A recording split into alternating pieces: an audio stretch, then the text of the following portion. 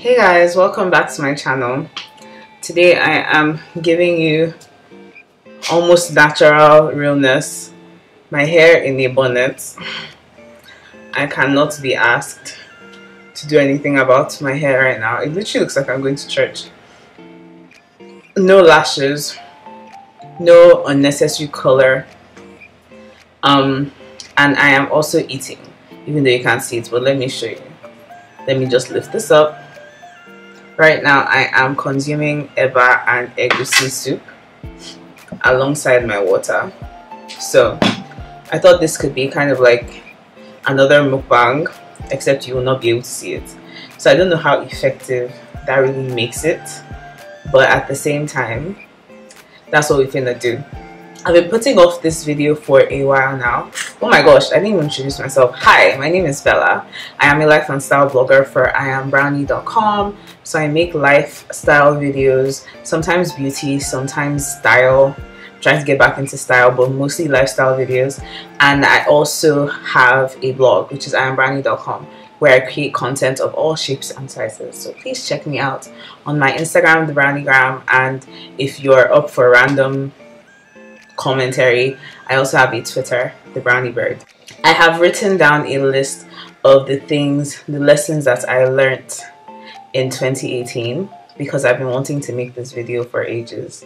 So let's go into the lessons that I've learned for 2018. If you want to know what I've learned in 2018 and also watch me eat, I would recommend you also getting something to eat or something to drink so you can feel like we're like having a conversation and eating at the same time, if that makes any sense. If you haven't subscribed already, please be sure to subscribe. If you like videos like this, then do not also forget to like the video so that I know that you like the video. And also comment below on the things that you learned in 2018. So the first thing on my list is don't take things too personal. I remember going into 2018 with that whole new year, new me vibe. Man, like some interactions just really shattered me, if I'm being completely honest. Just because when you're interacting with people that are also going through things or that are going through things, and then they're responding to you in a reactive manner, there's a tendency to think that you did something to them. And over the duration of the year, I had to realize and accept that people have different things going on in their lives, and 9 out of 10 times it has absolutely nothing to do with you. And if you have that mentality of the fact that just because somebody's upset and it seems like they're upset and they're projecting that upsetness on me, doesn't mean it's about me. Oh my gosh. Guys, it's a friggin' game changer. It is a game changer.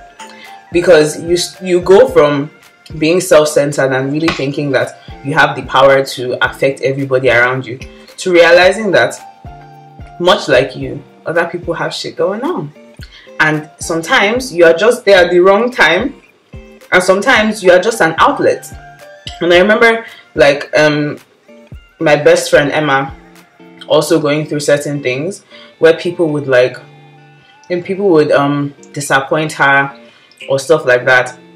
And the way human nature is set up, you can't help but be like, what did I do? Like, what did I do to deserve this? It's not about you. It's not about what you did. Sometimes people are just not good people. Sometimes people have a lot going on in their lives. Sometimes people are hurting, etc, etc, etc.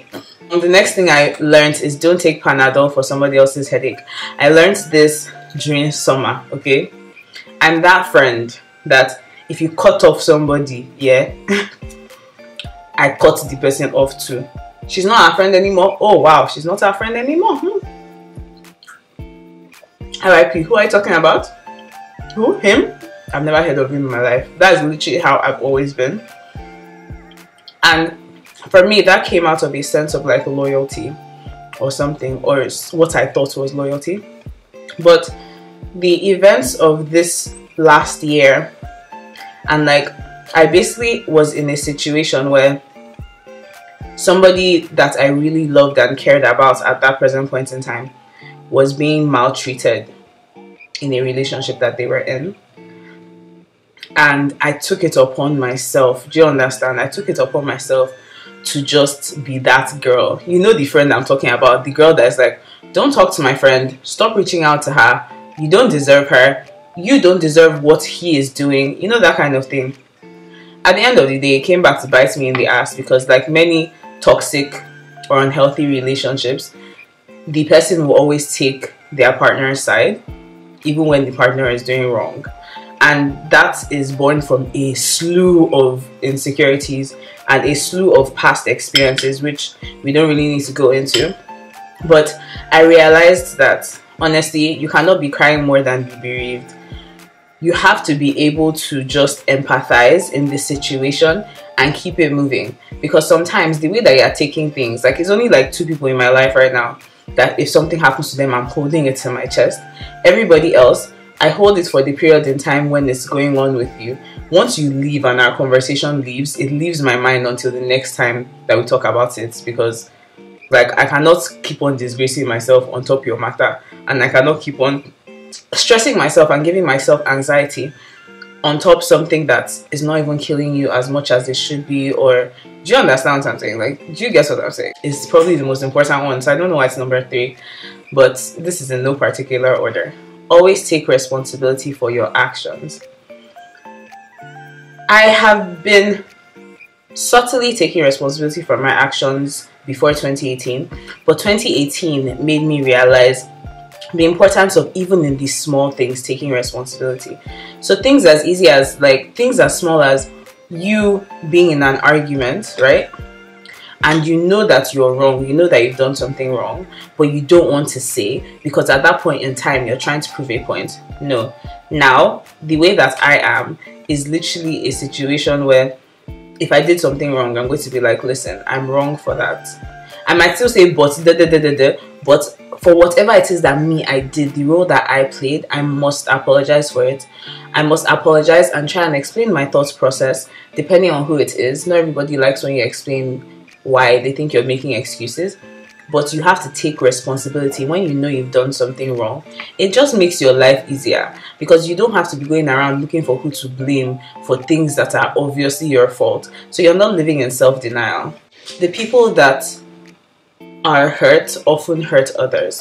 So going back to like another friendship that experienced a serious halt last year, it was a situation where you feel like you're giving somebody everything that you possibly can, and you feel like the person's not reacting the way that they should be. Some people are just damaged, like not damaged in a way that is irreparable, but they have been hurt so much in their life, and people are living with so much pain that they don't even know that they are living with pain. Like, have you ever seen a situation where you've been hurt and you've been traumatized so much and you blocked so much out, and you don't know that it's projecting in your actual life? So sometimes when people do stuff to you, it's not necessarily because they're just like bad people or that they're stupid or they don't have sense. Some people are just reacting to whatever experiences they've had in their own personal lives. So once again, has nothing to do with you. But I want you to be aware of the fact that people that act out in ways that you do not expect, a lot of times they have so much going on behind the scenes that, like, when you realize and when that actually clocks for you, you even start to feel bad for them, even though they are the ones that hurt you. And you know what? Unlocking that is like a completely new level of, like, transcending that is a completely new level of maturity. I'm gonna tell you that for free. It's not about who's right or wrong, it's about who is hurt. Now, I've always been an advocate for right or wrong, okay? I am that person that in an argument, if I genuinely know I'm right, guess what? No matter what you say, it must shall come out of my mouth that I'm right. If it doesn't come out of my mouth, I feel like I'm going to explode. Okay? Like, for me, solving a situation was always about, you know, who did this to this person. But a lot of time, it's not about that in the grand scheme of things. It is about who is even hurt in this situation. You can be the person that is wronged and you're not hurt. So why are you looking for an apology? You can be the person that wronged somebody else and you're the one that is hurt. And it is the job of the other person that cares about you to figure out what it is that is really the problem. Because lots of times we go about chasing things that we think are the issue and they are not even the issue. Like, you and your friend can have an argument about shoes. and you're like, this is coming out of nowhere. Meanwhile, for them, this is a thing that maybe you did something to them 5 years ago.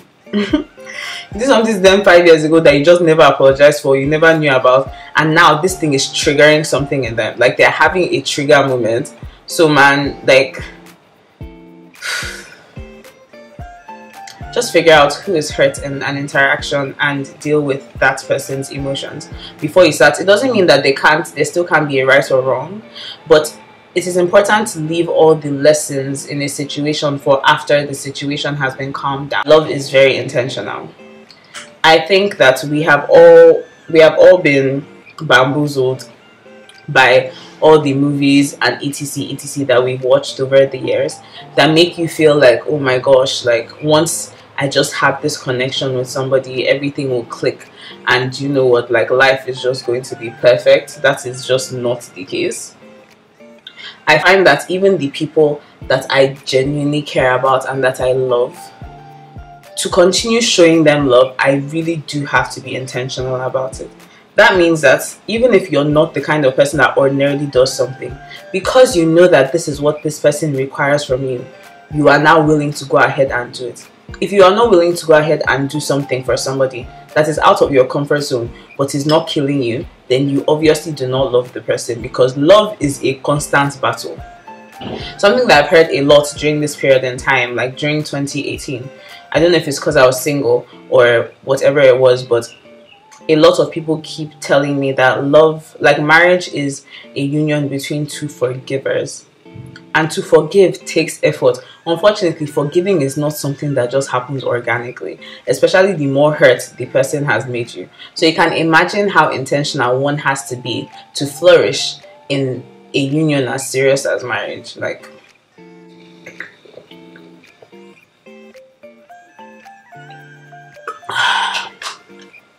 that's a good word. Sometimes both offensive and defensive methods fail.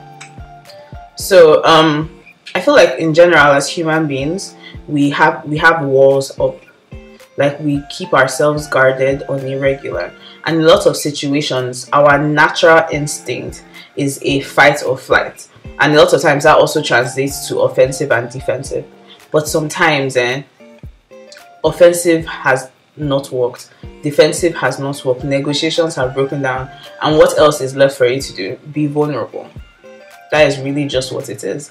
You just have to be vulnerable, and that is a lesson that God has been slapping into my head for the past couple of years, but I refuse to accept. But in 2018, guess what? I accept it.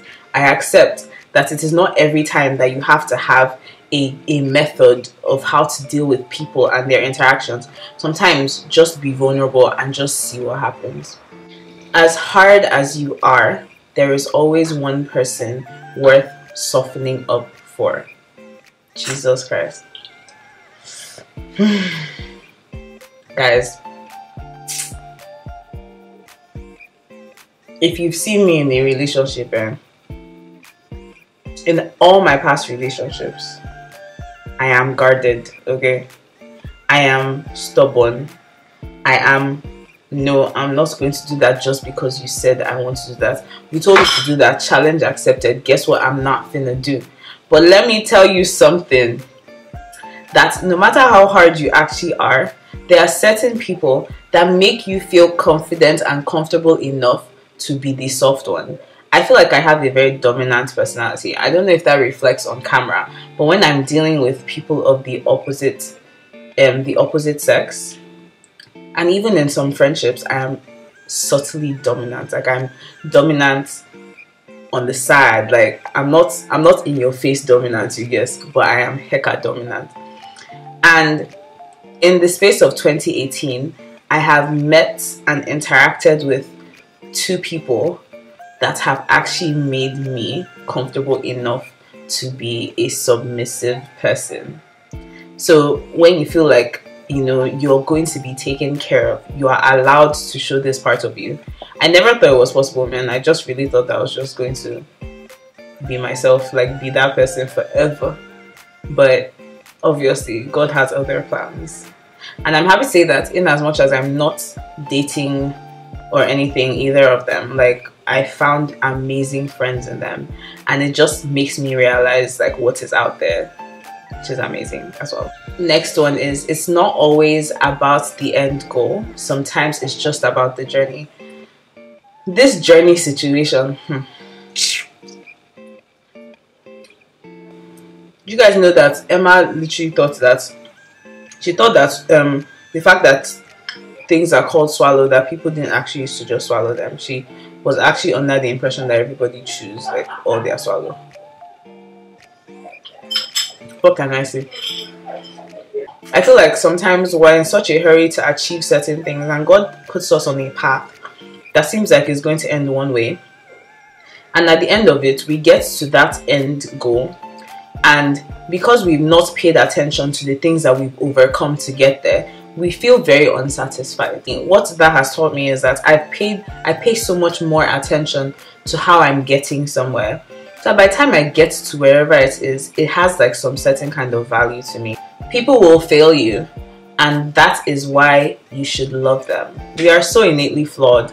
Gone are the days when your expectations of everybody should be on 1,000. I think the older you get, the more you realize that some of the expectations that you have of people, they are just not capable of fulfilling it. Doesn't make them bad people, it just makes them human beings, and that is what we love about each and every one of our friends. The fact that they are so amazing, but at the same time they are flawed, so we can relate to them. Like, it sounds like a selfish thing. Oh my gosh, I'm happy that, you know, this person is not perfect, so that, but that's the truth. A lot of us feel very threatened when people are overachievers, when people seem to have everything figured out. But on the other spectrum, we get upset when our friends disappoint us. How does that work? Like, you can't have your cake and eat it too. The last one that I have is this, and I'm happy that this is what this ends with. Life is not about what you deserve. Things happen to all of us all the time, and sometimes we get so stuck in our heads thinking like, God, what did I do to deserve this? The amount of times I've heard other people say, what did I do to deserve this? And the amount of times that I have said, what did I do to deserve this? When you think back to it, when you're kind of back in your senses, you think to yourself about the good things and what you did to deserve the good things either. Like, life is not about what you deserve. Depending on what it is that you believe in, I'm a Christian, so I'm coming from a Christian point of view. God is going to bless whoever He's going to bless. If that makes you feel terrible, I'm sorry. All you can do is pray for God's grace.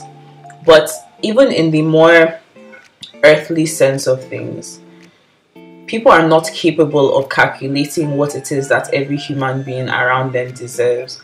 And in that regard, you're going to be painfully disappointed every time, because if you're going to value yourself based on what somebody else values you as, it's not going to end well. It's not going to be cute. It's not going to be lovely at all. So bear that in mind, that life is really not about what you deserve.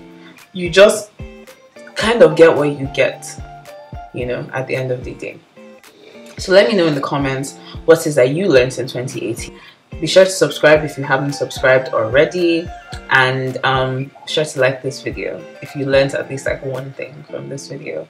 And thank you so much for watching. As per usual, do not forget that you are sugar, you are spice, and you are bomb-ass jollof rice. Speaking of bomb-ass jollof rice, shout out to my darling Vanny Coco for her comment where she was basically talking about how she gets herself out of like a funk by telling herself these things. So yes, I love you guys so much, and I will talk to you in another video. Bye.